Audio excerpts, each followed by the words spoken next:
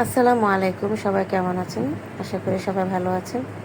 আমিও ভালো আছি। তবে আপনাদের সামনে নিয়ে আসলাম একটি বড় ভিডিও, আর সেটা হচ্ছে মিট বক্স বাসায় কীভাবে তৈরি করে নেব।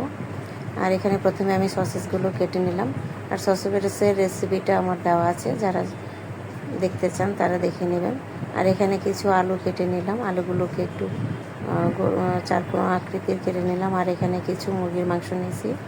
আমি প্রথমে আলুগুলোকে দিয়ে দিলাম হাফ সিদ্ধ হতে, আর মুরগির মাংসগুলোকে আমি এখন মেখে নেব কিছু মশলা দিয়ে। প্রথমে দিয়ে দিলাম লবণ, আদা রসুন বাটা, মরিচের গুঁড়া, গোলমরিচের গুঁড়া, আর দিয়ে দিব এখানে সামান্য গরম মশলা।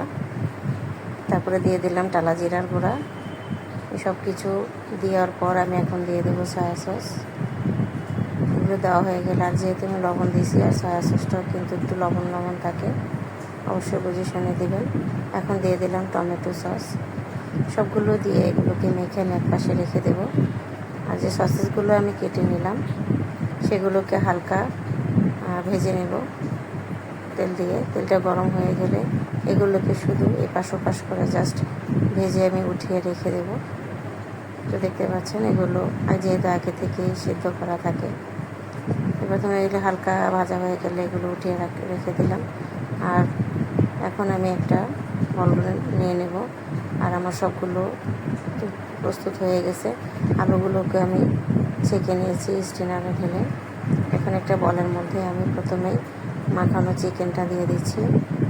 তারপরে দিয়ে দেব হাফ বয়েল করা আলু। তারপরে দিয়ে দেব সসেসগুলো।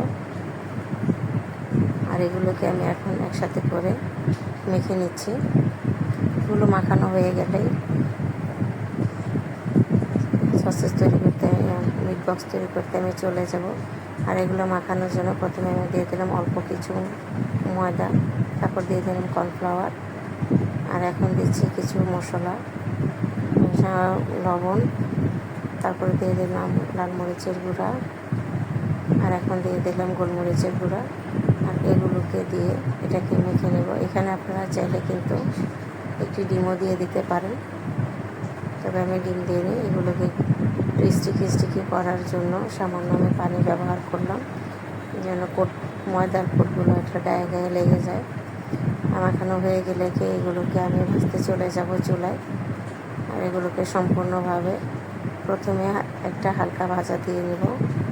তারপরে একটা ভাজা হয়ে গেলে সবগুলোকে উঠিয়ে রেখে তারপরে দ্বিতীয়বার আমি সবগুলোকে একসাথে দিয়ে আরেকবার ভেজে নিচ্ছি।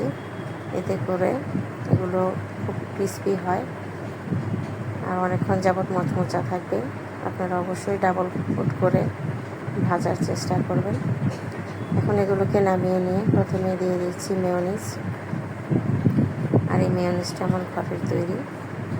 মেয়োনিজটা দেওয়ার পর এখন দিয়ে দিব টমেটোর সস। আর এখানে আপনারা চাইলে বিভিন্ন ধরনের সস আছে, ওইগুলোও ব্যবহার করতে পারেন, তবে আমাদের বাসায় টমেটো সসটাই ছিল। আর এই তো মাখা হয়ে গেলেই তৈরি হয়ে গেল আমার বাচ্চাদের খুব পছন্দের মিট বক্স। ধন্যবাদ সবাইকে।